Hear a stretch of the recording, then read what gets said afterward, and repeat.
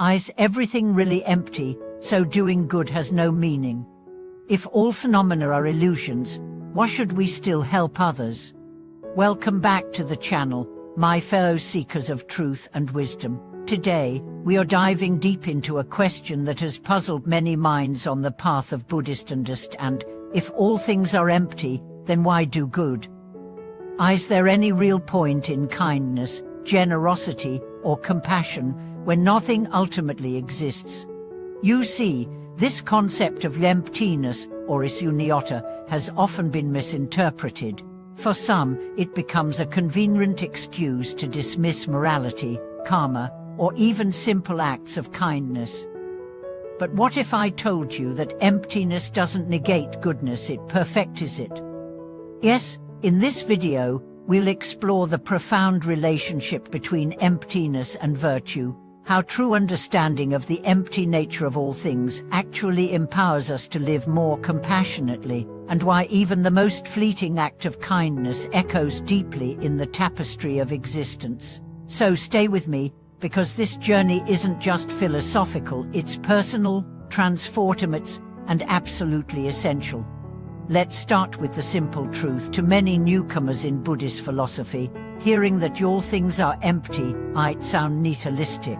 After all, if everything is void of inherent substance, if forms are illusions, if self is an illusion, why exert effort? Why give?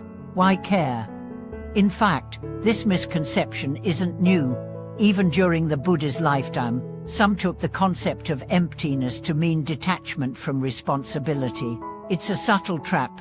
The idea that nothing matters can become a justification for selfishness, for ignoring others' suffering, for indulging in craving and ignorance under the false veil of spiritual insight. But that's not what the Buddha taught. Let's return to the Heart Sutra. Form is not different from emptiness, and emptiness is not different from form. Form is emptiness, emptiness is form. This is not a denial of experience, but an illumination of its transient, interconnected, and dependent arising nature. When we understand this, we begin to realize something extraordinary. Doing good, helping others, giving freely, all of it is meaningful precisely because it is not bound by permanence. It's a dance of compassion in an impermanent world. Let me share with you a story. A wealthy businessman once posed a question during a Buddhist conf. If wealth and poverty are both empty, why donate? Isn't generosity meaningless if everything is illusion? This question, while seemingly logical, is built on a misinterpretation. And when this businessman read a passage in the Nirvana Sutra that says, "This Dharma is equal and without superiority or inferiority," he had a revelation. Emptiness isn't a call to apathy, it's an invitation to universal compassion. He went on to establish a foundation supporting moral education, not because he expected karmic rewards or social recognition, but because, in his words, even illusions deserve kindness. His understanding of emptiness led him to realize that emptiness does not cancel morality, it magnifies its necessity. Let's go deeper. Imagine a field. Emptiness is like fertile soil. It has the capacity to support life, but alone it remains bare. Kindness, generosity, and right action are the seeds. When we act out of compassion, we cultivate the field. Even if the fruit is impermanent, even if the harvest is brief, it nourishes lives. If we don't sow, if we justify inaction through misunderstood philosophy, then the field remains barren. So, the question is not whether to act, but how to act in a world that we know is impermanent. Another story comes from a woman in a high-stress corporate environment. Over time, her work culture made her cynical. She began seeing acts of kindness as transactions, only worth the return they provided. Until one day, during a silent meditation retreat, she heard a monk say, "Emptiness is not an excuse to withdraw from kindness. It is the reason to deepen it." That line struck her. She began practicing anonymous acts of charity. She volunteered in local shelters, mentored colleagues without expectation, and slowly, her inner world transformed. She described it like this: I was so obsessed with outcomes, I forgot the peace that comes from unconditioned giving. Let's pause here and think. In your life, have you ever felt that giving without strings attached made you feel lighter? Has kindness ever helped you more than it helped the recipient? That's the beauty of understanding emptiness correctly. It shows us that there's nothing to cling to, not even the act of giving. And in that liberation, giving becomes joyous. Now let's revisit the teachings of Energy Arjuna, the great philosopher of the middle way. In his seminal work, the Emulamatya Makakarika, he wrote, all things lack intrinsic existence because they rise dependent on conditions.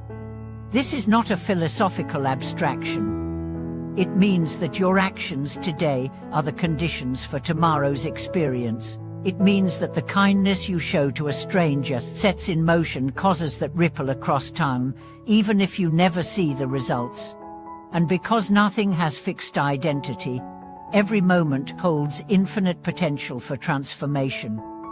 Imagine being a doctor in an ICU, surrounded by suffering, often losing patients. One doctor shared how he recites his mantras quietly while attending to his patients, not because he believes the words themselves will magically save lives, but because they remind him of the sacredness of each breath, the impermanence of pain, and the unity of all beings. His understanding of emptiness does not diminish his care, it elevates it. He says, every act of healing is just a moment of presence, and that is enough. Or take the example of a mother whose son struggled academically. In frustration, she scolded him, pushing him further away. Then she heard a Dharma talk on emptiness and causality. She realized her son's behavior wasn't personal, it was the result of complex causes. She softened, supported him with patience, and in that space of compassion, he began to flourish. In both examples, we see that emptiness isn't cold detachment, it's warm, expansive awareness. But perhaps the most powerful application of this teaching is in leadership.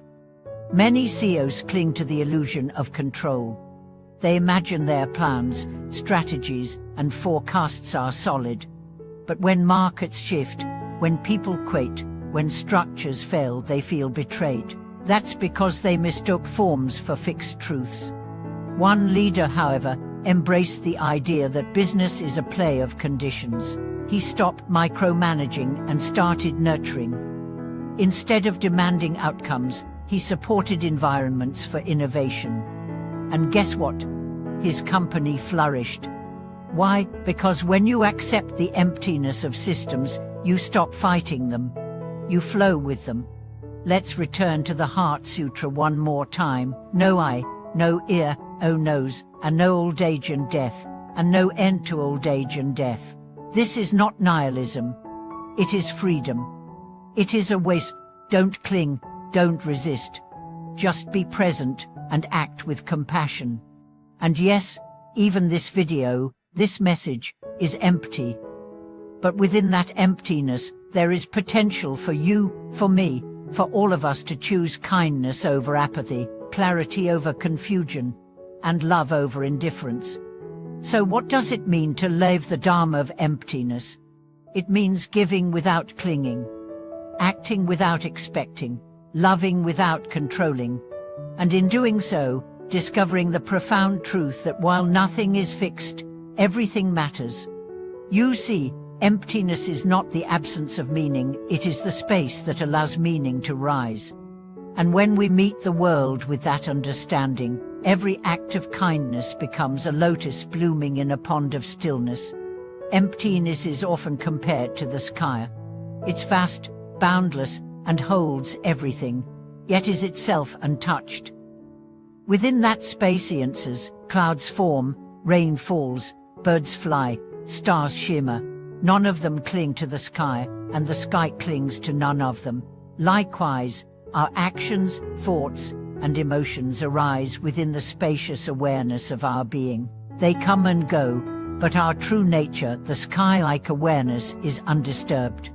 For now, Imagine the acts of kindness, compassion, or charity you perform are like birds soaring through this sky. Do they leave a trace? Not on the sky, but do they matter? Absolutely, because they reach others, inspire change, and open hearts.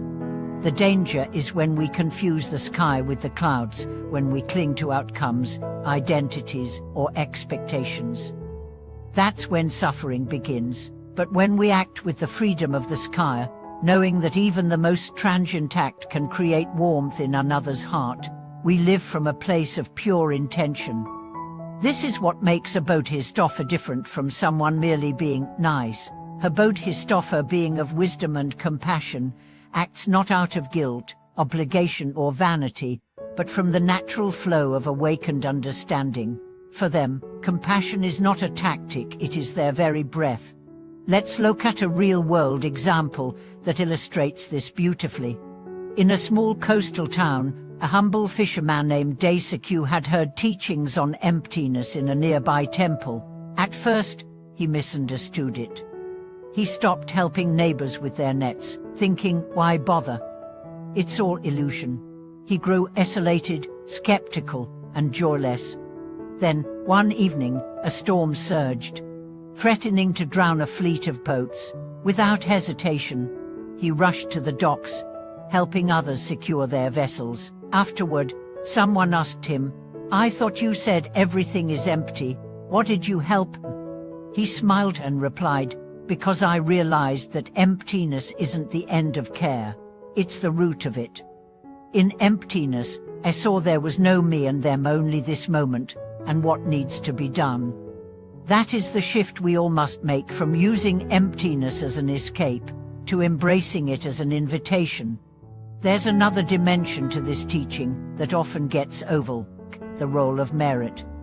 In many Mahayana texts, including the Lotus Sutra and the Avatamsaka Sutra, merit is not something stored in a cosmic bank account. It's the refinement of the heart. It's how every generous act polishes the mirror of awareness. When we give with open hands, we let go of the illusion of ownership. When we forgive, we release the weight of ego. When we serve, we melt the barriers of separation. These are not burdens, they are blessings.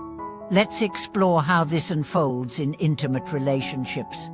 Consider two lovers. One is deeply spiritual, the other pragmatic. The spiritual partner insists, all emotions are fleeting, attachment is suffering. The other replies, but I need your presence, your tenderness. This tension reveals something powerful. Emptiness doesn't negate emotional connection. Instead, it liberates love from clinging. It makes room for love that is spacious, respectful, and non-controlling. True love in the light of emptiness is not about possession, it is about reverence. You can hold someone tenderly, without gripping them with fear. You can care deeply, without needing to fix or change them. In fact, the greatest acts of love are not declarations, but small gestures of presence. A silent hand held during grief, a forgiving glance after an argument, a meal prepared without expectation. These are emptied in the best way, free from self-centered motives, yet full of meaning. And what about grief? If everything is empty, does that mean our loss is meaningless? Not at all. Emptiness doesn't invalidate grief, it sanctifies it. Because when we lose someone, and we sit with that aching absence, we also sit with the truth of impermanence. We see how precious every moment was, precisely because it couldn't last. A woman named Clara lost her father to a sudden illness. She was angry, bitter, and confused. A friend gave her a book on Buddhist teachings. At first, the talk of emptiness seemed cruel. How could this help? But one night, she read a passage that said, to understand emptiness is to hold space for all emotions, without drowning in any of them. She wept for hours. Not from despair, but from relief. She realized she didn't have to fix her grief. She could just let it be, let it move through her, let it teach her. And slowly, her heart softened. She began volunteering at a hospice, not to run from her loss, but to honor it. Through this, she found that helping others grieve helped her heal. Emptiness gave her space to feel without judgment, without resistance. Let's pause here and reflect together. Have you ever felt like giving up kindness because the world seemed ungrateful? Have you ever wondered whether your efforts were in vain because no one noticed? That's the moment to remember the worth of kindness is not in applause, it's in integrity. It's in alignment with truth. It's in the quiet dignity of doing good simply because it's good. Even if no one sees, even if there's no reward, even if everything is impermanent, what we do in kindness shapes the soul. Now let's enter the realm of meditation. How does emptiness relate to our inner practice? In deep meditation, we begin to observe thoughts arise and fade, emotions come and go, identities dissolve. What remains is awareness, vast, ungraspable, luminous. This is the gateway to understanding emptiness not as absence, but as presence without form. In this space, even one breath taken with compassion becomes a universe of healing. A monk once said, "One breath, fully aware, offered to all beings, is greater than 1,000 empty rituals." This is the spirit of true practice, not in quantity, but in quality of presence. Let's return to the analogy of the farmer and the field. You are the farmer. Life is your field. Emptiness is the soul. Intention is the seed. Action is the cultivation. And the fruit is the smile of a stranger, the healing of a wound, the light in someone's eyes after darkness. Would you stop planting just because the harvest doesn't last forever? Or would you cherish every season as an opportunity to serve? And even when no one sees you planting, even when the rains are late, even when the winds uproot your progress, you continue. Not because you're certain of success, but because you're rooted in truth. This, friends, is what it means to live Dharma in the age of distraction. And so we return to where we began. Why do we still do good when everything is empty? Because in emptiness we find freedom. In freedom we find clarity. In clarity we find love. And in love we find our truest self, not as something fixed, but as a living, breathing expression of compassion. So be like the sky, vast and open. Let kindness be your wind. Let wisdom be your horizon. Thank you for watching this video. If you've made it this far, I honor your heart and your presence. Please share this message with someone who needs a reminder of why goodness still matters even in a world of change. Subscribe to this channel, leave your reflections below, and let's continue walking this path together.